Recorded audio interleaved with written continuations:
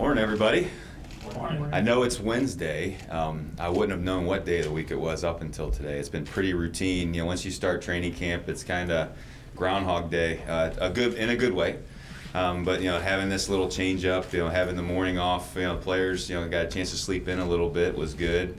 I got a chance to help my daughter actually make breakfast for mom because she wants to sweet talk her into doing some sleepovers. So we've been here in town for close to 3 weeks, and it's kind of nice to see them adapt and adjust, really just like we have, as a team. It's been neat, really, to get that whole crew together. Hearing some of those stats about, all the Iowa guys on the team, that does fill us with pride. We still need to do better. I think there's even more talent in the state to get, but it's been a really fun, couple weeks here, but then I think more importantly, just a really fun last 7 months. The energy, the enthusiasm, the attitudes, have really been infectious. Right from the jump. Right from the first day, I got a chance to meet the team. They had a look in their eye that they were ready to do something special, and they've been bought in right from the jump. And I made a promise to them that I was going to do everything that we possibly could to be the best part of their day. And it's funny how when you're intentional with that, the same thing happens in the other direction, where seeing them becomes the best part of our day. And so us as coaches, these first 6 practices, that's exactly how it's felt. We walk out to practice. There's a lot of laughter. There's a lot of smiles. When that horn blows for the first period, you see them get dialed in. You see them having a ton of fun, but then also working hard and competing and trying to be the best that they can be. You see fire, you see intensity, you see a scuffle every now and then, but they also know how to handle those things, and those break up quickly, and we're on to the next thing. And so our roster right now, I think, is in really good shape.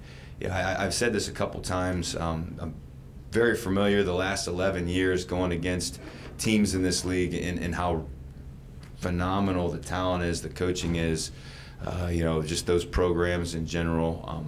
So I try to compare our team to what we went against these last 11 years, and are we as talented as those teams? I think that's a to be determined type of deal. But I think the things that we can control, the things that I've noticed, is our attitudes are in the right place. We have a love for football. We have a growing love for each other, and I think we've got great numbers. And we have a lot of trust and a lot of confidence and a lot of belief in our roster.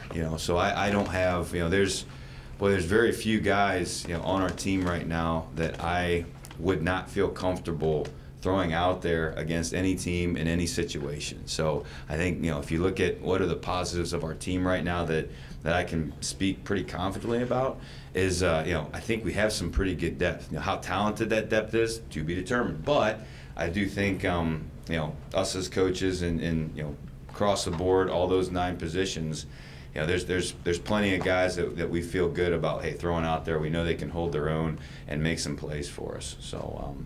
With that, I'm really looking forward to the next practice tomorrow. So they got the day off today, but that next practice tomorrow, we've got some great situational stuff planned. We're going to continue to move forward. It's amazing how fast these days go. They're super packed. We have an open door policy here. I'm not a secretive guy or a guy that holds the cards close to the vest. If anybody wants to come out and check it out, we're out there typically around 10:30. Every single day. But really happy with our team. I got to give a shout out to our staff. Number one, our coaches. You talk about getting a team to buy in. You got to make sure that the staff and the organization has buy-in, and they are 100% there. They I always like to use the analogy of jumping in the pool. You've got the guy that goes in the shallow end and kind of tests the waters. And then you have the guy that finds the high dive and goes in for the first time there. And I have a staff full of high divers. They are all in. They have bought into the mission and the vision. They have walked in every single day with the intentionality of being the best part of our players' day to help make this experience one of the best of their lives, and then the players have fed off on that. So, we have a great attitude and demeanor, and we're going to continue to work. Not a well-oiled machine yet by any stretch. If you came out to practice tomorrow, you'd see a lot of mistakes and a lot of things that need cleaned up, but we're going to continue to work and continue to be our best and continue to move forward. Everybody talks about, working hard, having fun, doing all those things, kind of the cliches, but if someone, stopped you in the elevator and said, "What's Panther football under Coach Stepsis?" what would you say? Yeah, to me, a lot of people, when they talk about what's Panther football, a lot of people think about the history of it, and that's something. I hear new era of Panther football and new dome and new this and new that. We still want to pay homage to our history. I mean, we've had some tremendous success, some tremendous teams, tremendous coaches. Coach Farley, with his run that he had, just incredible. So, we want to stay true to who we are. We want to, be a team that, has great toughness. We want to be a blue collar kind of team that goes to work. But, we talk a lot about pillars in our program. So our three core values are passion, fight, and love. So when you watch us play, you see a team that has a ton of passion, a ton of wearing their heart on their sleeve and going for it, and not having the fear of making mistakes. You have a team that is going to be their very best regardless of the circumstance. You're going to have a team that cares about one another. And talking about our team, I don't really like to make guarantees or talk about championships or wins or anything like that. I like to talk about purpose. I like to talk about, hey, well, this is who I am, and the reason I coach is I love to be a part of the journey. I like seeing how, when a guy walks in as an 18-year-old freshman, how he doesn't necessarily know what the heck's going on, but to be a part of that transformation. I think of a guy like Derek Anderson. I didn't get to be a part of that transformation, but boy, here's a guy that started as a walk-on, was a two-way starter a year ago, is now a pro prospect because we've had, multiple scouts come out and see it. I love being a part of those kinds of things. Those things are by far and away more impactful for me than any win or championship I've ever been a part of. And then that continues to go on long after they're done. We continue to be their biggest fan. When they get that first job, or when they announce that engagement, or I get that picture of a bachelor party with all of their UNI football buddies in it. To me, like Panther football is about togetherness. It's about being one. It's about loving their sport, but more importantly, loving who they're doing it with, and loving it because the community counts on us. I think that's something I take a lot of pride in our program. They feel the same way. Our coaches and our staff. We have an obligation and a responsibility, to make a difference. And so, we have a dome where everybody that walks in wearing these colors, they're here for the same reason. They're here rooting for the same thing. And so, for us, we get to have that opportunity. To bring people together, but then also to impact everybody else because we get to play a sport that everybody loves. Coach, when you're in camp and looking for your starting lineup, looking for your impact players, what are the kind of things that you look for out of a player that make you say, that's a guy that can start for this football team? There's all these critical factors for each position group that you love to see.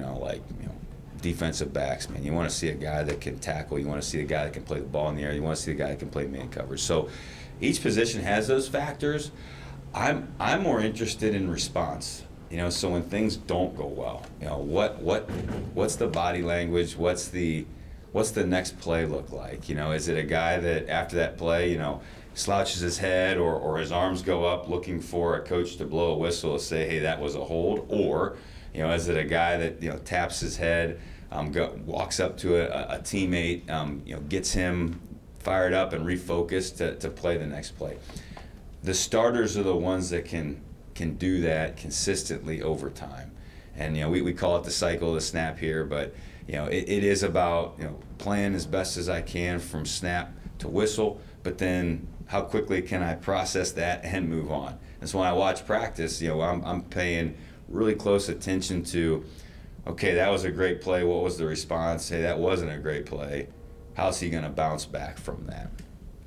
Coach, have you decided yet on a quarterback? I haven't. So here we are, six practices in, hoping that I would have made a decision, but we haven't. I mean, it's just we've got 3 really good competitors right now that have all shown signs of greatness. All shown signs of being a leader that's going to help us win, and they've all again demonstrated those qualities and characteristics and skill sets that are a little bit unique. So we like Sheck, we like Dunn, we like Daly. They all do different things really, really well.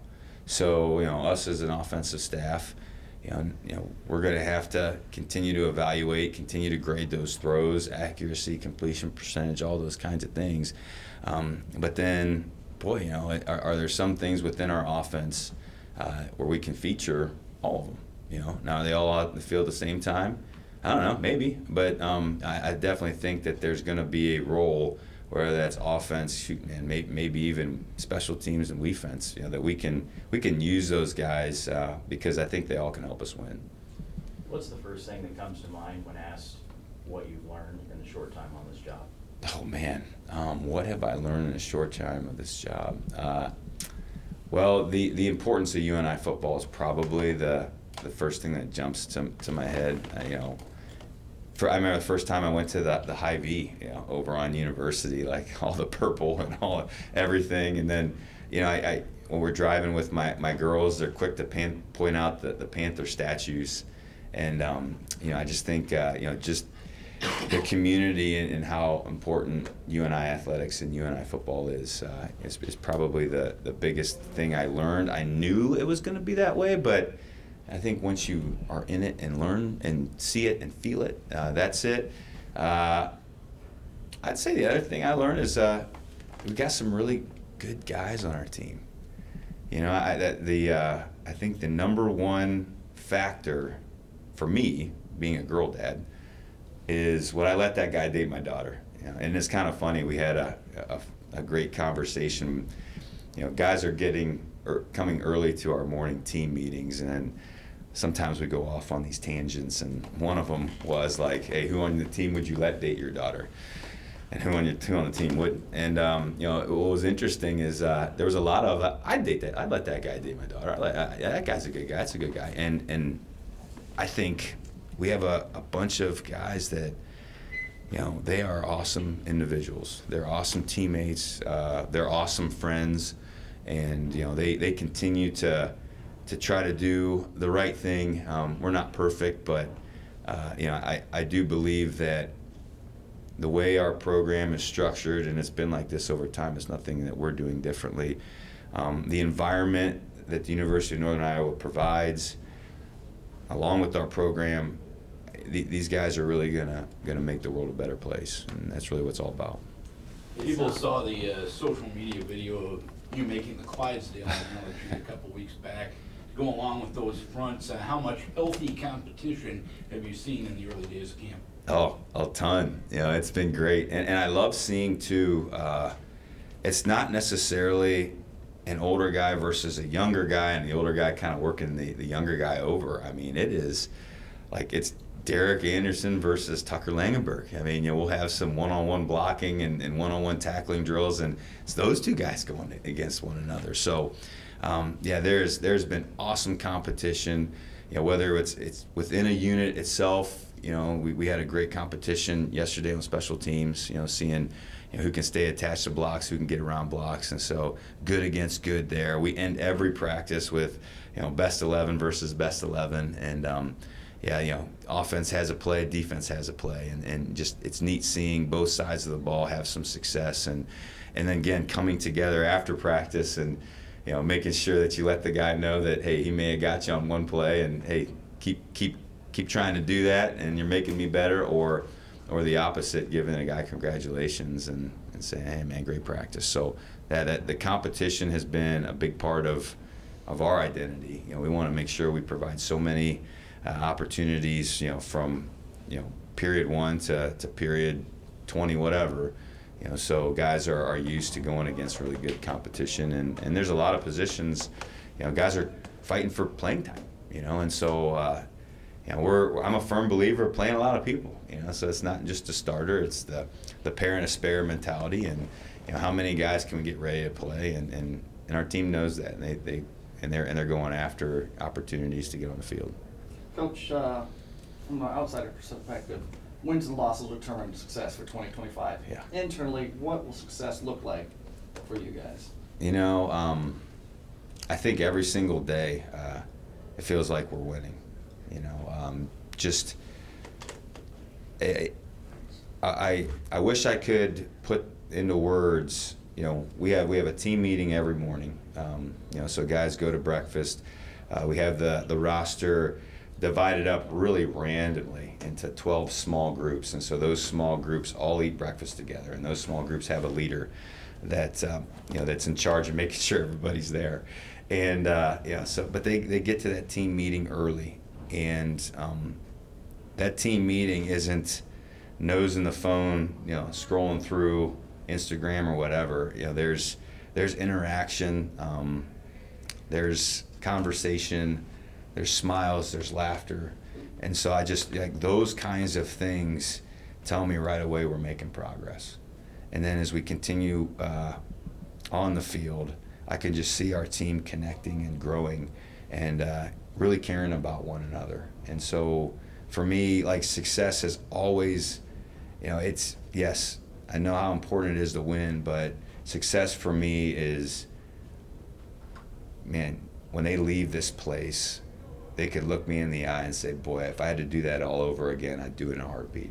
That was the best thing I've ever done in my life. And then for us then to continue to be a part of those wins that they have long after the touchdowns have been scored and sacks have been made, that's success for me. And being able to see this come to fruition and to be a part of that,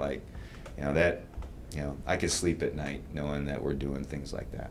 Schematically, what's the biggest difference that fans will notice this year? Whew, okay. It'll probably be all three phases are going to look different.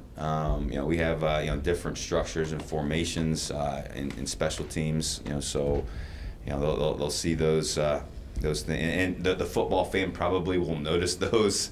The casual fan probably not. But our schemes on special teams all have some different types of looks to them and different types of techniques. Offensively, it's a team where, again, if you really dive into it, it's a simple scheme from a concept perspective, but we really do some different things from a formation perspective, from a tempo perspective, from a personnel perspective. So all those things, when you're watching our offense, sometimes you'll wonder where the ball is after it's snapped.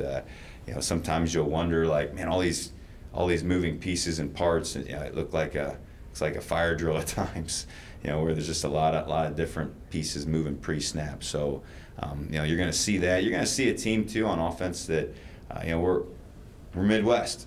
We got to be able to run the football. Our quarterbacks, though they would probably tell you they would want to throw it 70 times a game, they're all very smart and understand that it's a lot easier to throw it when teams are scared of you running it. So, we're going to be a downhill running team. We're going to establish run game. We're going to play with multiple tight ends and big people. We're going to get under center at times, but the complexity of the system is going to be the moving parts.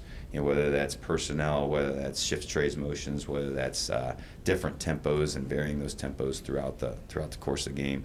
And then defense, it's chaos. It's going to be again, personnel groups, but a lot of movement, a lot of getting after the quarterback.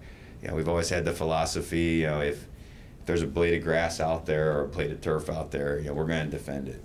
So we're going to get up and challenge people. We're going to force them to do the low percentage things. We're going to be okay if there's a big play here or there. But we're going after tackles for losses. We're going after minuses. We want all 11 guys playing with their hair on fire. And the philosophy probably isn't any different than what any defensive philosophy would be. But from a schematic standpoint, you're going to see, you're going to see hockey line shifts on the defensive line. It is not 4 guys. We're going to have 10 to 12 that we're going to play every single game, because even that third string guy that's 100% is going to be better than that starter that might have a little bit less gas in the tank. So we're going to continue to roll people through. We're going to find really both sides of the ball, different skill sets, positions that they're really good at, and we're going to put them in those positions to, again, accentuate those positives that they have, and again, put our best foot forward, and okay, who are our best players, and let's figure out how to feature them. And you mentioned taking snaps under center. How many of you guys have done that? I mean, that used to be rare to see shotgun. Now it's rare to see at the high school level snaps under center. Yeah, every single day. Period 1 we have a team stretch, and period 2 we do center quarterback exchange. So every single day they get those under center snaps where it's just them in the center. But were there many that came in with that? I would say all of them had a little bit of experience. Not all of them will have the volume that we might have. I mean, and again, I'm not saying we're going to be under center like 80% of the time, but yeah, they've done it. I think Jace Nixon, one of our true freshmen from Florida, I don't think he had.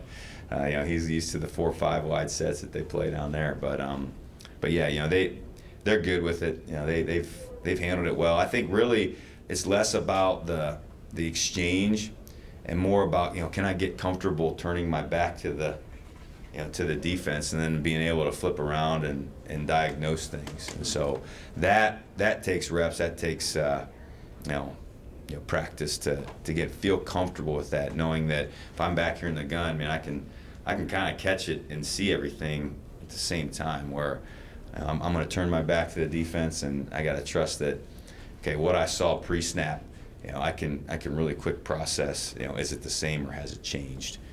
And so they've all done a nice job with that. You mentioned that you have an open door policy when it comes to watching practices. Most, or I should say a lot of football coaches protect their practices better than Fort Knox. Why are you different? Maybe, I don't know. Maybe it's because I grew up around football, and I've been around it for so long. Nobody's doing anything different. Nobody. Like, I seriously, I mean, yeah, there's maybe some neat plays here or there, or some neat blitz patterns that, some teams are doing, but I mean, man, football is football, so, we aren't going to hide anything. Our big, to be honest, I talk about how, champions, they don't make mistakes because they know exactly what they're doing, so, it isn't necessarily about out scheming a team. It's just about outplaying them. Being able to execute when the situation is critical.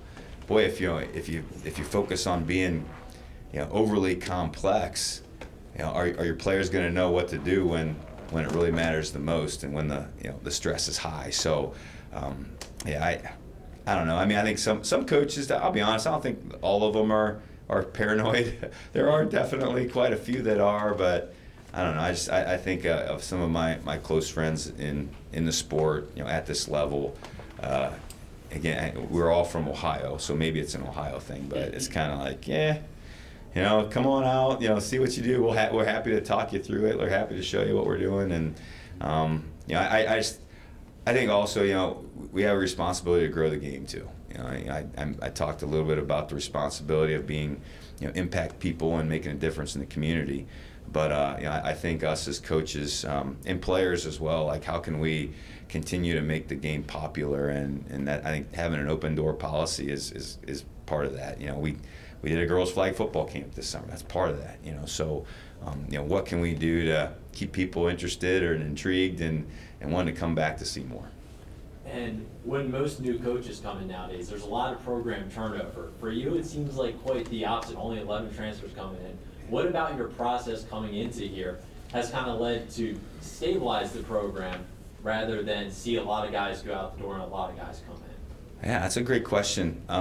So I don't think a lot of times, people give credit to previous staffs. And so, I do want to give our previous staff a ton of credit, where I think they recruited some awesome individuals, some resilient individuals, because that was something that we kind of found was, okay, here we are coming off a tough year, complete coaching transition. I mean, almost every single position group had a new dude that was going to lead the room. And so with how college athletics is, it's very easy to leave. But they decided to stay. So I think they were, the previous staff did a great job recruiting great individuals that were bought into the University of Northern Iowa and what the university can do for them in the future. And so then it was up to us to show them what the mission and the vision and in the direction that we were going to go. And they were really quick to jump on board and stay with us. And we're real intentional to, when we got here, 11 transfers for me feels really high.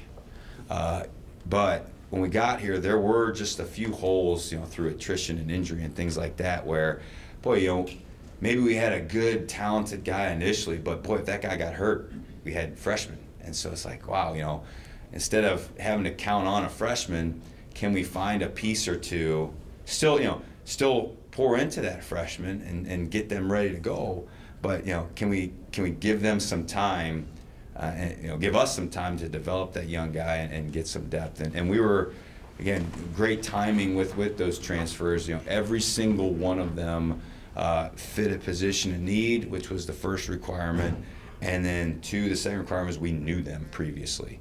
That's always the trick when you're starting to deal with transfers. Your window to get to know that guy and what he's all about is really small. And so I think that sometimes you hear about transfers not working out. It's because of that. What you see is not necessarily what you get for when you recruit high school guys. Man, you're getting to know them and their family and their program and everything about them, for over a year. And so again, moving forward, that is always going to be our philosophy. Is I'm a big mirror guy. So instead of looking out the window, what are the problems that others can help me solve?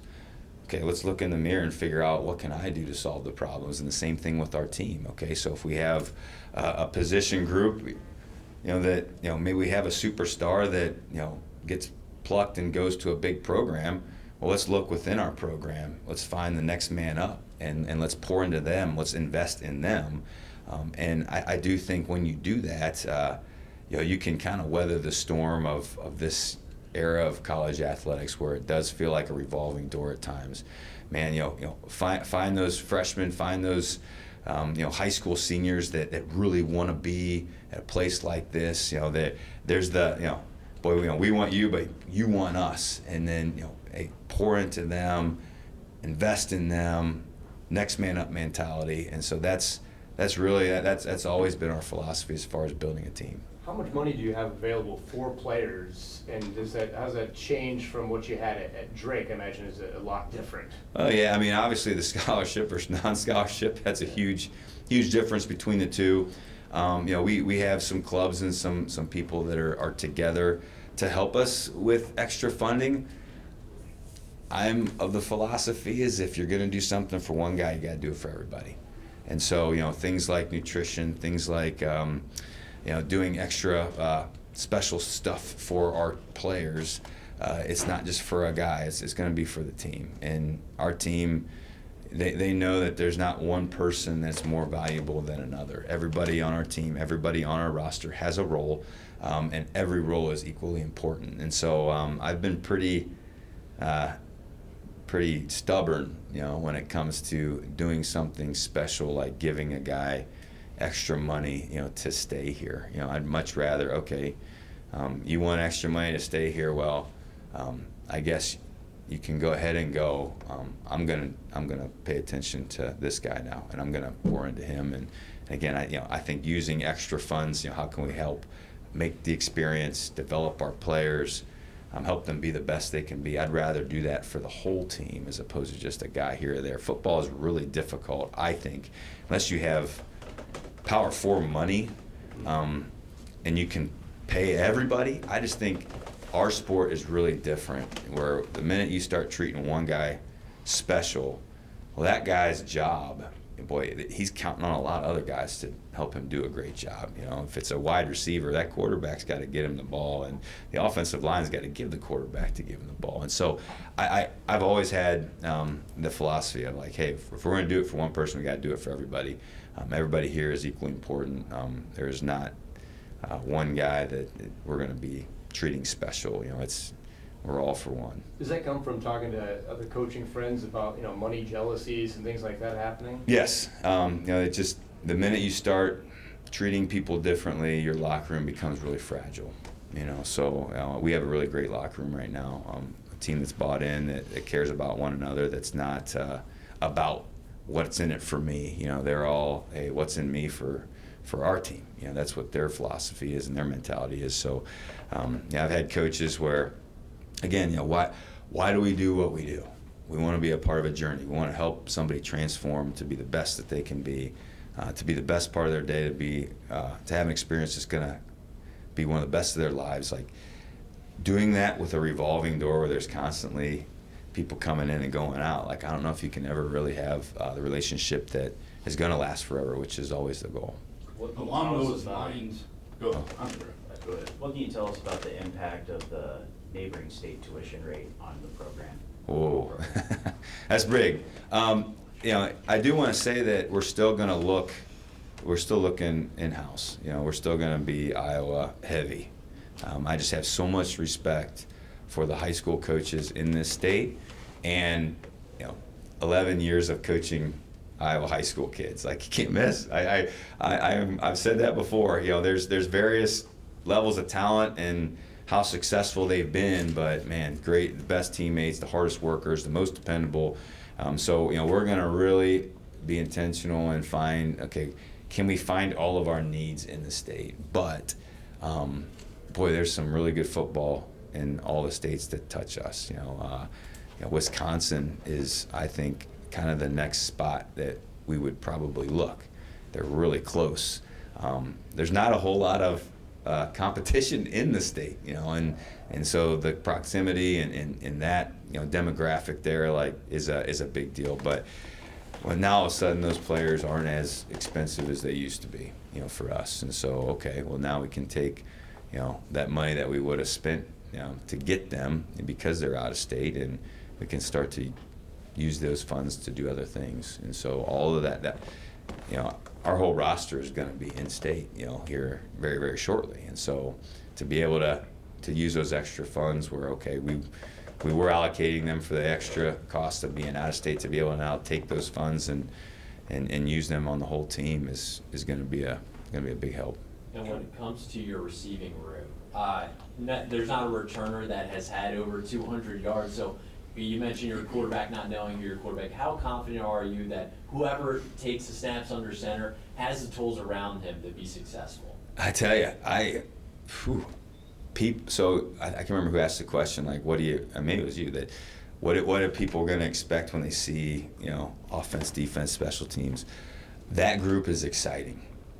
There is a ton of upside in that room. There's a lot of guys that can make great catches, that can make a guy miss, you know, can get the extra yards. They're tough, they're great blockers. You know, Coach Jack Johnson has done an amazing job of instilling a workman's mentality, you know, no block, no rock, and they get after it. And again, I kind of see receiver similar to D-line. You know, D-line, like, if you don't have more than a pair and a spare in those groups, those guys wear out with, you know, during the game. Well, receivers the same way. You know, we want them every single snap to look like they're running a go ball.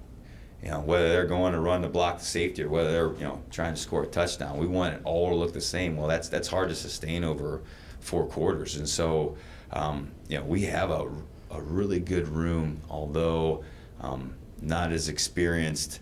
The talent, I think, is, you know, opportunities. Sky's the limit for them. You know, I'm really excited about our receiver room. They've made a ton of plays both in the spring and then, you know, here in these 6 practices. There's a lot of guys to throw to and hand the ball off as well. When it comes to evaluating your team here in year 1, how helpful is it to have Coach Nelson, Coach Van Wy around, guys who have been in the Valley, you know the league so well? Oh, it's great, and I'll throw Coach Hupke in there, even though he hasn't been here. He coached at South Dakota State, before he coached with us at Drake. So, yeah, their experience here is super valuable. The experience of knowing what to expect week to week, opponent to opponent, away venues, all those kinds of things have been really helpful. But their love for UNI and how much pride they have of being a former Panther exceeds all of that. And then how much our players care about them, both of those individuals. If they knew nothing about the league, those two things, their pride of this place and how much their players care about them, I would be fine with. They are phenomenal human beings. Our players love those two guys, and I don't want to short count. I mean, they are both really good coaches. They are tremendous workers. Coach Van Wy, he's been my problem solver. He's the guy that, being not too far removed as a player, he kind of knows how things operate here. So he's been a tremendous asset to helping us figure out, okay, what's this look like when we're moving into dorms? What's this look like from a housing perspective, meals perspective? But above all that stuff, just who they are, the pride they have in this place, being former Panthers. They're just, I'm very grateful they're on our staff. Since the spring, Coach, let's start defensive line. You were banged up there. Yeah. And that was a group that kind of, at times last year, got hold on a little bit. How's that group look? Who's been maybe the most impactful player so far through 6 practices? Wow. Well, the nice thing is all those guys that were kind of on the shelf in the spring, they've been active, here in the fall. So, boy, just off the top of my head, Jackson Storts, there's I forget what movie it is. I think it might be Hangover. The dad says, you never walk away from a table while you're on a heater. And, Jackson the other day, I think he had 5 plays in a row where, he's got tackle for loss, knocking a ball down, another tackle for loss, chase down. So Jackson's had a really good first 6 practices. Owen Ostrowski's a new player, but if you do any kind of research on him, was very impactful at Tulsa. Like riding a bike, he didn't do much in the spring, but he steps out there and he's just very athletic, very strong, very good both the run and the pass. Jack Krebs is another guy that is gonna be real impactful for us. Malik Stewart, his length. We've had a ton of balls knocked down by him. He's given the old seatbelt sign after many of those here, these first 6 plays. But there's a bunch of guys. Again, we're playing a lot of people, and they're all very capable of holding a double team, getting off the ball, chasing QB down, and then getting a buddy to do it for them in the next snap. So, but those guys, just off the top of my head, they've done a really great job of, man, they've showed up.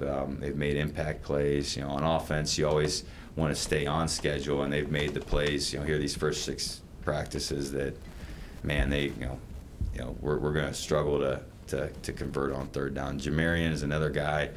That was a mid-year dude. He played in the spring, but now that we have more people, he's showing up more because he's not taking every snap. He's fresh, kind of like the philosophy playing a lot of guys. So Jamarian's done a great job.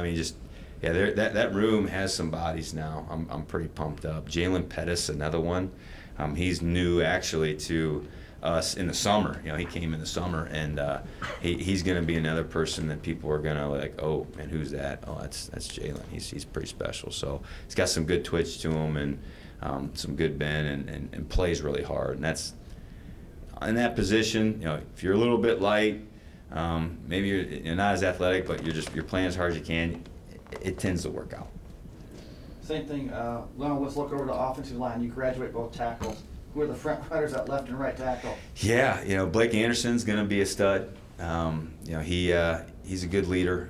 I definitely think he's going to be a guy that's going to stand out. He's going to be a safety blanket for those quarterbacks that are in there. The neat thing we saw these last couple practices. So Kyle Kelly coming off of surgery, knee surgery.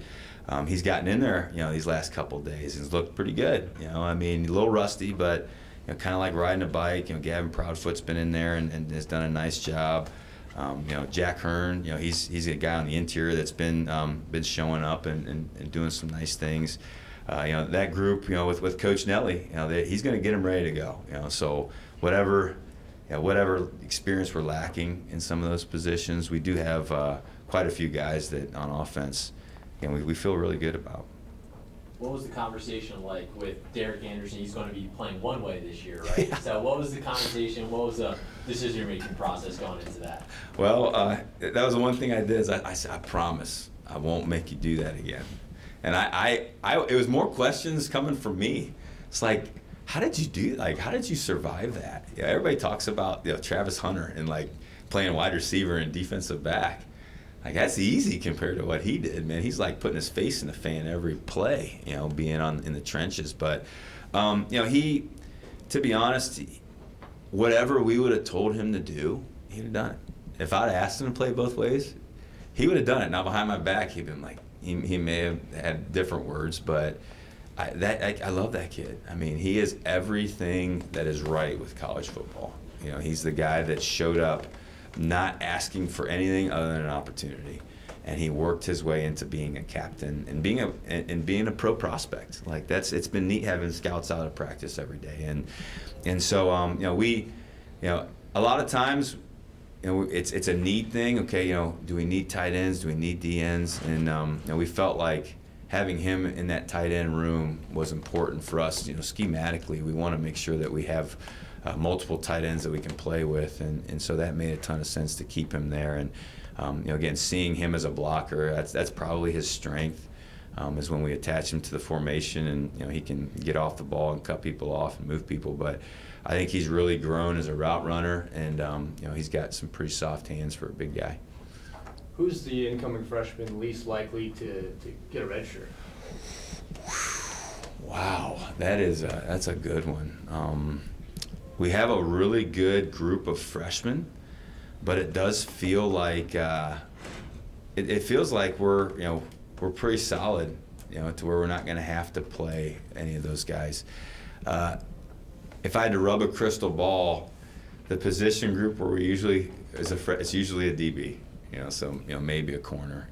So we've had some good plays made by a few of our younger corners. But yeah, like I don't think we have anybody that we're going to have to play as a freshman.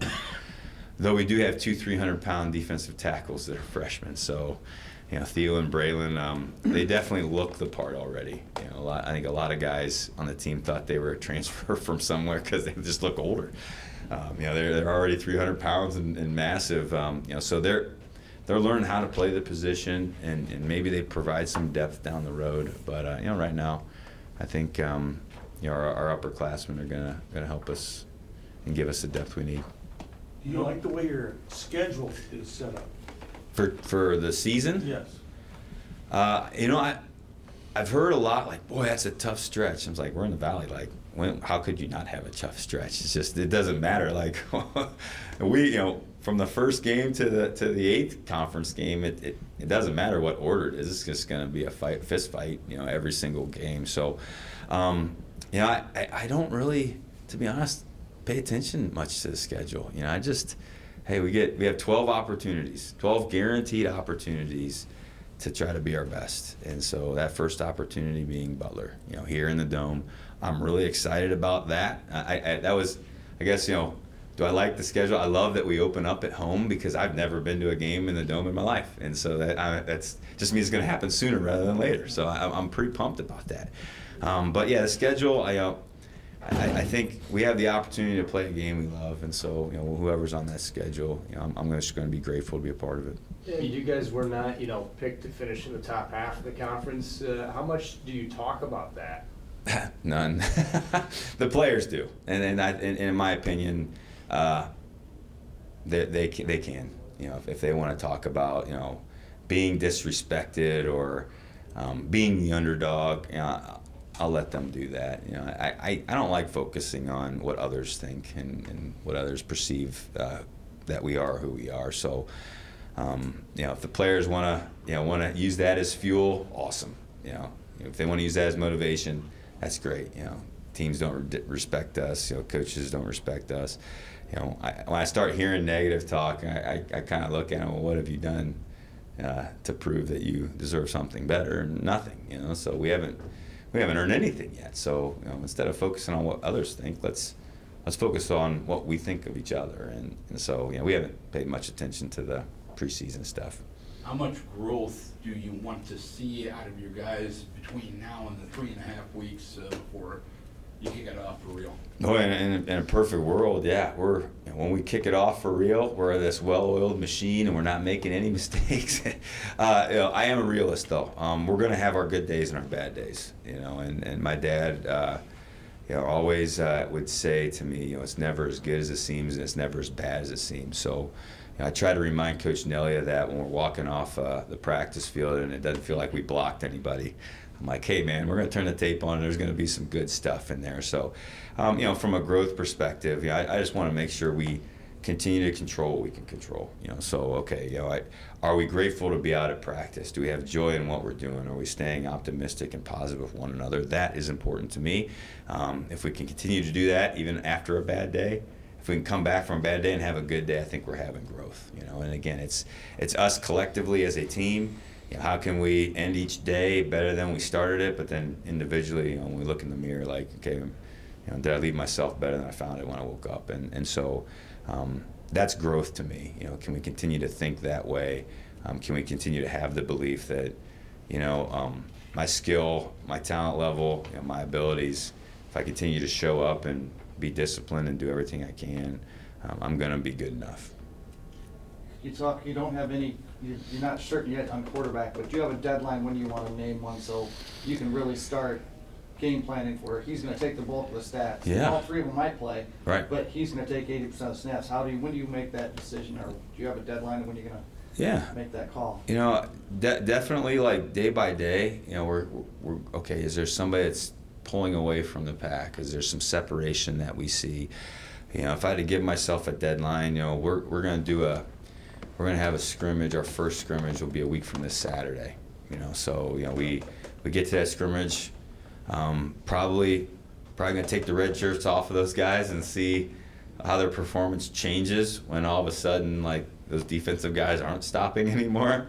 They're not giving you the room to throw. Like, I'm going to have to step into this throw now knowing that it's going to hurt, where when I have that red shirt on, I know I can basically operate like no one's around me. So I think that scrimmage could tell us some things as far as, okay, let's move forward here.